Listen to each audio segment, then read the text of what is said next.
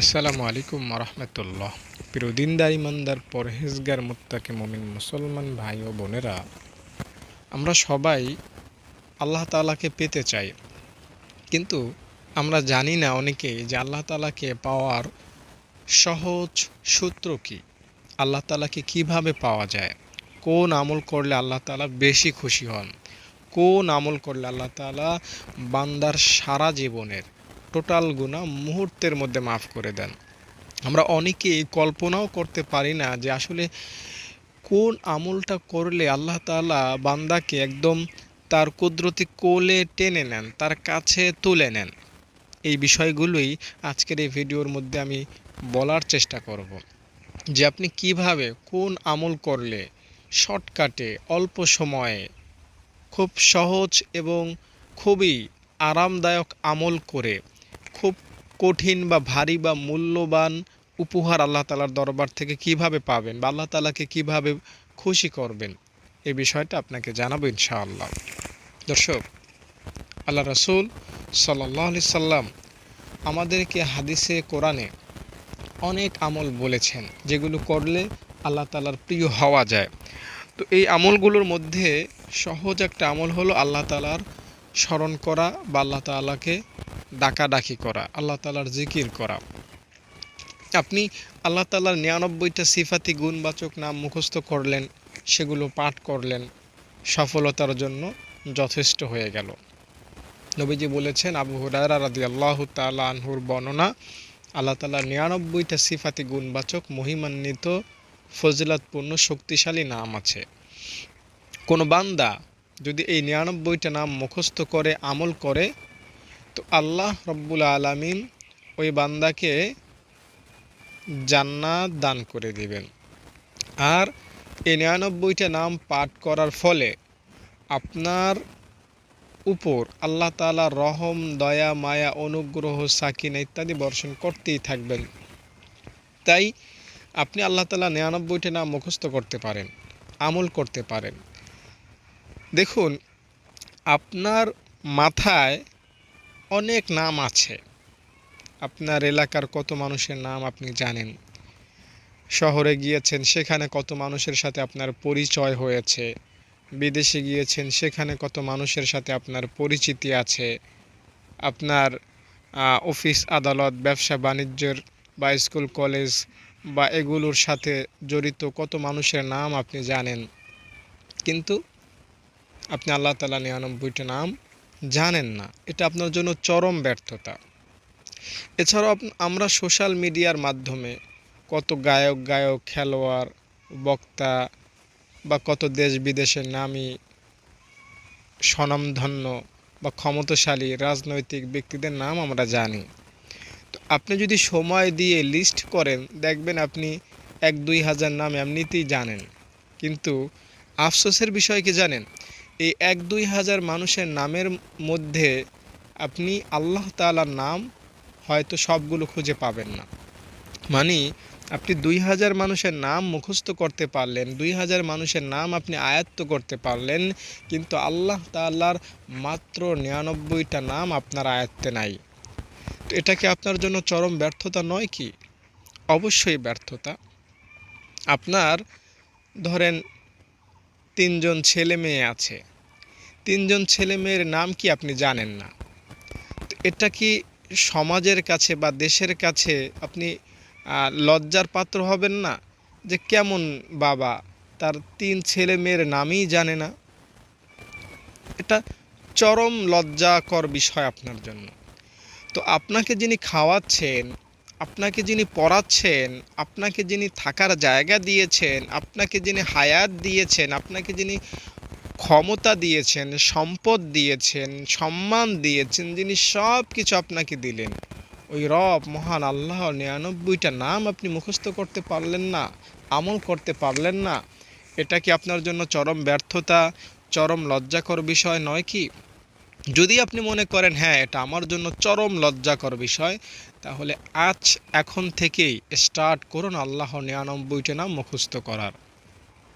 দুনিয়া উল্টে যাবে, দুনিয়ার দিকে আমি নজর দিব না যতক্ষণ না আমার ৯৯টা নাম মুখস্থ হবে। আমার মাদ্রাসার ছোট ছোট মেয়েরা 7, 8, 9 বছরের মেয়েরা আল্লাহর 99টা নাম মুখস্থ পারে, এক শ্বাসেও বলে দিতে পারবে ইনশাআল্লাহ, এমন স্পিডলিও তারা বলতে পারে ইনশাআল্লাহ। তো ছোট্ট মেয়েরা যদি পারে, ছোট্ট ছাত্রীরা যদি পারে, তো আমরা বড় যারা আমরা কেন পারবো না? একটু চেষ্টা করতে হবে। আমি আপনাকে ওয়ারেন্টি নেওয়া বরং গ্যারান্টি দিচ্ছি, আল্লাহ 99টা নাম মুখস্থ করুন এবং এগুলো আমল করুন, পাঠ করুন, জিকির করুন। সফলতার জন্য আর কিচ্ছু লাগবে না, এটাই চূড়ান্ত একদম চাবি জান্নাতে যাওয়ার ইনশাআল্লাহ। কারণ নবী যেখানে বলেই দিয়েছেন যে আল্লাহ 99টা নাম মুখস্থ করো, আমল করো, জান্নাতে প্রবেশ করতে পারবা। তো সেখানে জান্নাতে যেতে বাধা হয়ে দাঁড়াবে কোন গুনাহ? আমাকে বলেন যে হুজুর আমি তো ওই গুনাহটা করেছি, তাই আল্লাহর নাম জিকির করলেও নবীজির এই কথা সত্য হবে না, আমাকে জান্নাতে পৌঁছাবেন না আল্লাহ, কারণ আমি ওই গুনাহটা করেছি। এমন কোনো গুনাহ ইসলামে নাই বা দুনিয়াতে নাই যে ওই গুনাহটা আপনি করেছেন, ওই গুনাহ আপনাকে জান্নাতে যেতে বাধা হয়ে দাঁড়াবে নবীজির এই কথার বিপরীতে গিয়ে। যে আপনি 99টা নাম মুখস্থ করলেন, আমল করলেন নিয়মিত, কিন্তু ওই গুনাহটা আপনাকে ঠেকিয়ে দেবে, জাহান্নামে নিয়ে যাবে, এটা হতে পারে না, হওয়া অসম্ভব। তাই পড়ুন। একটা ঘটনা আমরা এরকম জানি যে একজন মূর্তি পূজক আল্লাহ তাআলার একটা নাম পড়েছিল এভাবে, ইয়া সামাদু, এভাবে হঠাৎ ভুলে এই নামটা সে পড়েছিল, আর সাথে সাথে আল্লাহ তাআলা তার ডাকে সাড়া দিলেন। ঘটনাটা হলো এরকম যে সে মূর্তিকে পূজা করত, মূর্তির নাম ছিল সনাম, আর আল্লাহর নাম হচ্ছে সমাদ। উল হু আল্লাহ ওয়াহাদ আল্লাহু সমাদ। তো এখানে সমাদ আছে, আল্লাহ 99টি নামের মধ্যেও সমাদ নাম আছে। তো 30 বছর সে মূর্তিকে সনাম সনাম সনাম সনাম সনাম বলতেছিল, কিন্তু মূর্তি তো মূর্তি, ওটাকে 30 বছর কেন, 30,000 কোটি বছর ডাকলেও তো ওটা সাড়া দিতে পারবে না, এটা আমাদের বিশ্বাস। কিন্তু সে তো বোঝে না, তাই 30 বছর ডেকেছে। হঠাৎ 30 বছরের মাথায় একবার সে সনামের পরিবর্তে আল্লাহর সিফাতি নাম, আল্লাহর শক্তিশালী নাম সমাদ বলে ফেলল, আর আল্লাহ তাআলাও তার ডাকে সাথে সাথে সাড়া দিয়ে দিলেন। তখন তো তার হুঁশ ফিরে আসলো, হায় রে আমি কাকে ডাকলাম এতদিন, এই সমাদ কোন প্রভু, তাকেই তো আমাকে ডাকতে হবে। তো একজন মূর্তি পূজক, ভালো করে বুঝুন, এই ঘটনাটা কিন্তু কাল্পনিক বা বানোয়াট কোনো ঘটনা নয়, এটা আপনি হয়তো আরও অনেক আলেমের মুখ থেকে শুনেছেন, এটা একটা প্রসিদ্ধ ঘটনা। তো এই লোকটা হলো মূর্তি পূজক। মূর্তি পূজক মানে কি, যে শিরক করে। শিরক মানে কি, যেটা আল্লাহ তাআলা সবচেয়ে বেশি ঘৃণা করেন। শিরকের চাইতে কোনো বড় গুনাহ আর আল্লাহ তাআলার কাছে নাই। আল্লাহ তাআলা সবচাইতে অপছন্দ করেন কি জানেন? শিরকের গুনাহ। নামাজ না পড়লেও আল্লাহ তাআলা অপছন্দ করেন, রোজা না রাখার গুনাহও আল্লাহ অপছন্দ করেন, মিথ্যা বলাটাও আল্লাহ অপছন্দ করেন, মানুষকে খুন করাও আল্লাহ তাআলার কাছে অপছন্দনীয়, কোনো খারাপ কাজে, অশ্লীল কাজে, বেবিচারে, জেনায় লিপ্ত হওয়াও আল্লাহ তাআলা অপছন্দ করেন। সবগুলোই আল্লাহ তাআলার কাছে অপছন্দনীয়, কিন্তু এই সবগুলোর ঊর্ধ্বে যেটা, সেটা হলো শিরক। কত ঊর্ধ্বে? আমি যদি আপনাকে একদম সহজে বলার চেষ্টা করি, মনে করেন আপনি সারা দিনে সকাল থেকে রাত 10টা পর্যন্ত নামাজ পড়লেন না, 5 ওয়াক্তের 1 ওয়াক্তও, জেনা করলেন, মদ খাইলেন, গাঞ্জা খাইলেন, অশ্লীল কাজ করলেন, সুদ খাইলেন, ঘুষ খাইলেন, সারাদিনে এই সমস্ত কাজে আপনার দিনটা অতিবাহিত হয়েছে। আর রাতের বেলা গিয়ে আপনি একটা শুধু শিরক করলেন, একটা মাত্র শিরক করলেন। তাহলে আপনার এই সারা দিনের যত গুনাহ, এই গুনাহ যদি এক পাল্লায় রাখেন, নামাজ না পড়া, জেনা করা, অশ্লীল কাজ করা, বিড়ি সিগারেট খাওয়া বা আরও যত গুনাহ আছে, এইগুলো এক পাল্লায় রাখলেন, আর একটা যে শিরক করেছেন ওই গুনাহ অপর পাল্লায় রাখলেন। আমি আপনাকে বলছি যে ওই একটা শিরকের গুনাহ ভারী হয়ে যাবে আপনার সারাদিনের গুনাহের তুলনায়। আমি যদি আপনাকে আরও সহজ করে বলি, আপনার 40-50 বছরের গুনাহ এক পাল্লায় রাখবেন। সহজ করে বলছি, আপনার 40-50 বছরের গুনাহ এক পাল্লায় রাখবেন, অপর পাল্লায় শুধুমাত্র একটা শিরক রাখবেন। শিরক মানে কি? একটা শিরকের গুনাহ রাখবেন। খোদার কসম, ওই আরশে মালিকের কসম, আল্লাহর কসম, আপনার 40-50 60-70 100 বছরের গুনাহের বিপরীতে ওই একটা শিরকের ওজন ভারী হয়ে যাবে। তাহলে বুঝতেই পারছেন যে আল্লাহ তাআলা শিরকের গুনাহকে কতটা ঘৃণা করেন। এটা বলে বোঝানো যাবে না শিরক কতটা ভয়ঙ্কর।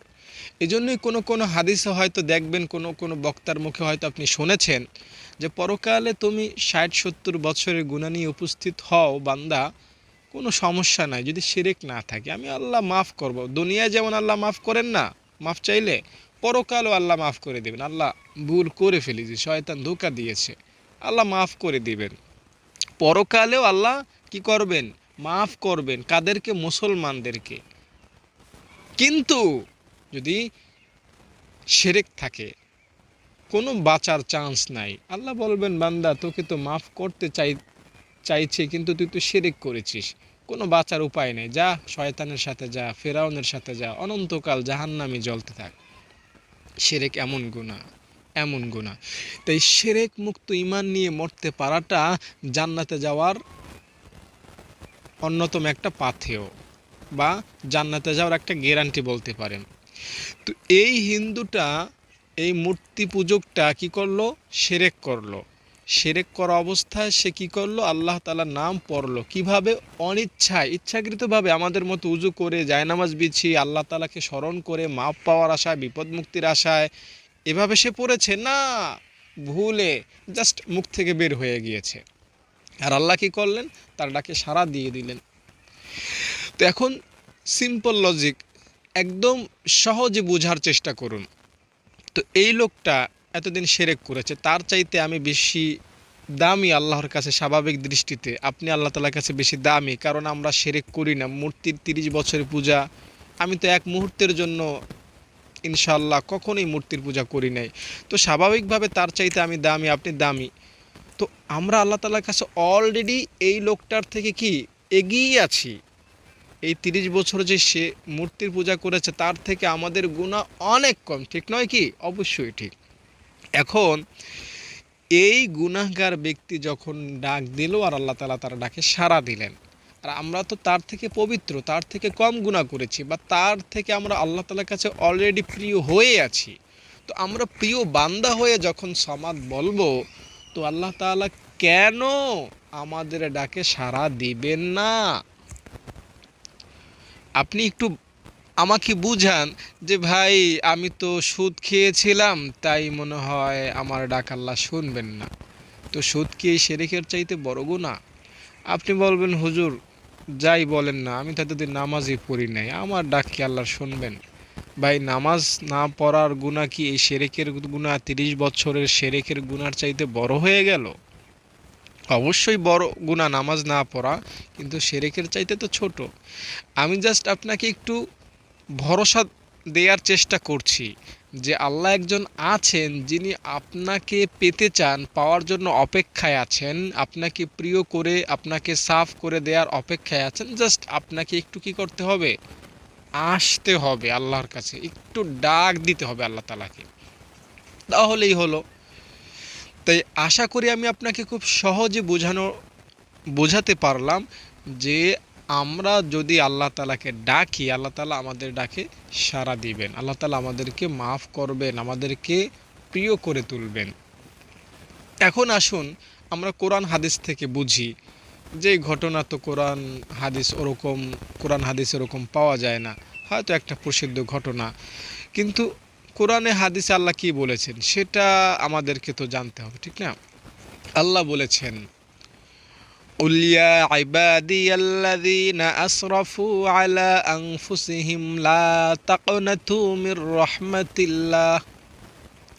এটা পবিত্র কোরআনের একটা আয়াত। এই আয়াতের একদম সহজ বাংলা অর্থ হলো, বান্দা তুমি যদি 50 বছর নামাজ না পড়ো, তুমি যদি 50 বছর একটা রোজাও না রাখো, তুমি যদি 50 বছর ধরে যদি শুধু জিনাই করেছো, তুমি যদি 50 বছর ধরে সুদ খেয়েছো, তুমি যদি 50 বছরে একটা সত্য কথাও না বলো, সমাজের মানুষের সাথে, দেশের মানুষের সাথে শুধুই খারাপ ব্যবহার করেছো, বান্দা সমস্যা নাই, আমি আল্লাহ একজন আছি, এখন ভালো হয়ে যাও, এখন আমার কাছে মাপ চাও, আমি আল্লাহ তোমাকে মাফ করে দিব।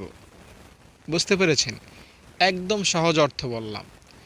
তাই যেখানে আল্লাহ আমাদেরকে পবিত্র কোরআনে, একদম পবিত্র কোরআনে আমাদেরকে হতাশ হতে নিষেধ করেছেন, গুনাহ মাফের নিশ্চয়তা দিচ্ছেন, তো সেখানে আমরা কেন হতাশ হব? আর আরেকটা জায়গায় আল্লাহ বলেছেন, উদউনি আস্তাজিব লাকুম, বান্দা তুমি যদি আমাকে ডাকো, আমি ওয়াদা দিচ্ছি, আমি কথা দিচ্ছি, আমি অঙ্গীকার করছি, আমি প্রতিশ্রুতি দিচ্ছি, আমি অবশ্যই তোমার ডাকে সাড়া দিব। আল্লাহ তাআলাকে আমি ডাকলাম আল্লাহ, আর আল্লাহ আমার ডাকে সাড়া দিবেন না, এটা হতে পারে না। দর্শক, আল্লাহ তাআলা অসীম দয়ার অধিকারী। তার কাছে আপনার মনে হতে পারে যে আমি অনেক বড় ভুল করে ফেলেছি, অন্যায় করে ফেলেছি, কিন্তু রবের কাছে এটা কিচ্ছু না। একটা কোথাও আমি একটা লেখা পড়েছিলাম, সত্য মিথ্যা আমি ওরকম বলছি না, জাস্ট আপনাকে একটু বোঝানোর চেষ্টা করছি যে আল্লাহ তাআলার দয়া কত বেশি। ফেরাউন যখন মারা যাচ্ছে, ওই সাগরে পানি খেয়ে মারা যাচ্ছে, তখন তো সে একদম সাগর, ওটা তো আর নদী বা খাল বা পুষ্কুনি না, ঠিক না? তো মাঝখানে রাস্তা বন্ধ হয়ে গিয়েছে। ফেরাউন তো বুদ্ধিমান লোকই ছিল, সে তো বুঝতেই পেরেছে এখান থেকে বাঁচার আর কোনো রাস্তা নাই। আর ফেরাউন আগে থেকেই জানতো, কি জানতো? আল্লাহ একজন আছে। আর আমরা এটাও জানি যে সে দিনের বেলা মুসা নবীর সাথে ধোঁকাবাজি করতো, মুসা আলাইহিস সালামকে বিভিন্নভাবে ষড়যন্ত্র করত, কিন্তু রাতের বেলা আল্লাহ তাআলার কাছে সে দোয়া করত যে আল্লাহ আমি আখিরাত চাই না, দুনিয়া চাই, দুনিয়া দিয়ে দাও। এটাও কথিত আছে। তো ফেরাউন তো জানতো আল্লাহ একজন আছে, মুসা আলাইহিস সালাম সত্য নবী, ঠিক না? আবু জাহেলও তো জানতো মুহাম্মদ সাল্লাল্লাহু আলাইহি সাল্লাম সত্য নবী, আল্লাহ একজন আছে, জানা সত্ত্বেও তারা কিন্তু মানেনি। তো যখন তার মৃত্যু নিশ্চিত, সে বুঝতে পেরেছে যে এখান থেকে বাঁচার আর কোনো রাস্তা নাই, তখন কি করলো? সে ঈমান আনতে চাইল। সে কি করতে চাইল? ঈমান আনতে চাইল। আল্লাহ আমি তোমার উপর ঈমান আনতে চাই, আল্লাহ আমি তোমার উপর ঈমান আনতে চাই। তো তখন আজরাইল তো তার কাছে উপস্থিত হয়ে গিয়েছে। আজরাইল কি করলো? তার মুখের উপর তালাবদ্ধ করে দিল, বা তার মুখের উপর কাদা ঢুকিয়ে দিল, বা যে কোনোভাবে তার মুখটা বন্ধ করে দিল। কারণ আজরাইল জানেন যে ফেরাউন যত বড়ই অপরাধী হোক না কেন, ফেরাউন যত বড়ই নিকৃষ্ট লোক হোক না কেন,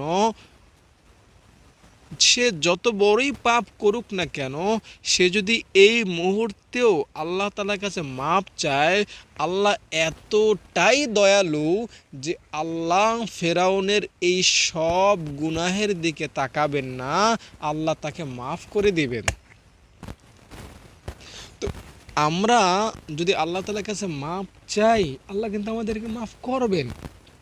দেখুন, ফেরাউন অনেক বড় গুনাহগার, ঠিক না? কিন্তু মুসা আলাইহিস সালাম আল্লাহ তাআলার নবী ফেরাউনের কাছে গিয়েছিলেন। ফেরাউন যদি মুসলিম হইতো, মুসা নবীকে সমর্থন করত, তাহলে কিন্তু তার গুনাহ আল্লাহ মাফ করে দিতেন, ঠিক নয় কি? তো এজন্যই বলছি ভাই, গুনাহ করাটা বা গুনাহ যারা করেছেন এটা কোনো বড় ফ্যাক্টর না। আমরা এখন মাপ যদি চাই আল্লাহ তাআলার কাছে, আমরা যদি একটু ভালো হওয়ার নিয়ত করি, দ্যাটস এনাফ, আল্লাহ তাআলা আমাদেরকে মাফ করে দিবেন। তাই উঠতে বসতে চলতে ফিরতে সব সময় আল্লাহ তাআলার নাম মুখস্থ রাখুন। ইয়া সামাদু, সকালে 100 বার আর রাতে ঘুমের আগে 100 বার পড়ুন। ইয়া সামাদু, এভাবে পড়বেন। ইয়া সমাদু, ইয়া সমাদু। বিশ্বাস করেন ওই আরশের ওই আল্লাহর কসম করে বলছি, আপনার গুনাহ মাফ হবে, আপনার বিপদ দূর হবে, মনের আশা পূরণ হবে, অভাব অনটন দূর হবে, জান্নাত নিশ্চিত হবে, জাহান্নাম হারাম হবে এবং জীবনটা সুখের হবে। দর্শক, আপনি যদি আমার মাদ্রাসা দান করতে চান, আমাকে মেহেরবানি করে ফোন করবেন। আপনাদের দানের উসিলায় কিন্তু আমার মাদ্রাসা চলছে। আমি মাদ্রাসার ছাত্রীদের থেকে একটা টাকাও নেই না। তো আপনাদের দোয়ায়, দানের উসিলায় আমার মাদ্রাসা দিন দিন বৃদ্ধি হচ্ছে, ছাত্রী সংখ্যাও বাড়ছে। আপনাদের দোয়া ও দান উভয়টি জারি রাখবেন, আমার সাথে যোগাযোগ রাখবেন। ভালো থাকেন আপনারা, নিরাপদে থাকেন। আসসালামু আলাইকুম।